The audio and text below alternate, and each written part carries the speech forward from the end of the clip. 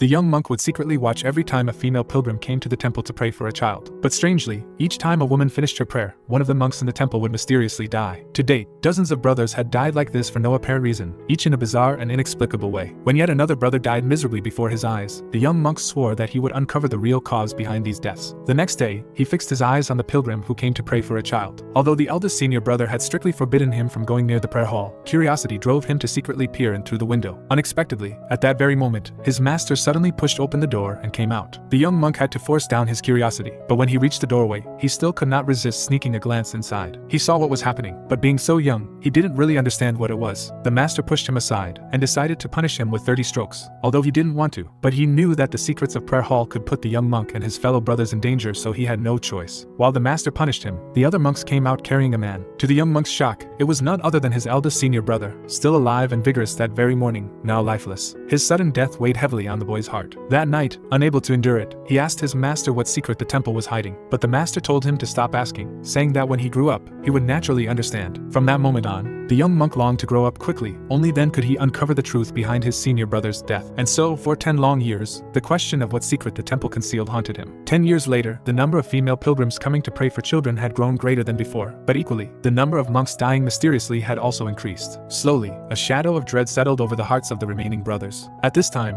one brother came urgently to the young monk, telling him that the master was waiting for him in the great hall. Seeing the anxious look on his brother's face, the young monk felt a sense of foreboding, but he still went to meet his master, thinking that he would finally get to enter the prayer hall. However, the master told him to leave the temple at once and never return. The boy was surprised by this, asking his master to explain, but the master only insisted that he leaves without asking any questions. The boy was also adamant on hearing an explanation, so the master told him that previously he had been able to intervene whenever a woman came to pray, but this time he won't be, since the woman coming to pray is from a wealthy family, and she is personally going to choose someone to enter the prayer hall with her. The young monk couldn't understand what's wrong with this, and the master told him that if this woman failed to conceive a child, the temple would lose its credibility, and it might even be burned down, taking down every monk in the temple. The young monk said that this made it even more important for him to stay so he can prevent something like this from happening. Noticing that the monk wasn't listening to him, the master grabbed a scissor and threatened to kill himself if he didn't leave. Having no other way to save the master, the monk decided to leave, but as he was exiting, he refused to let the secret of the prayer hall remain a secret forever.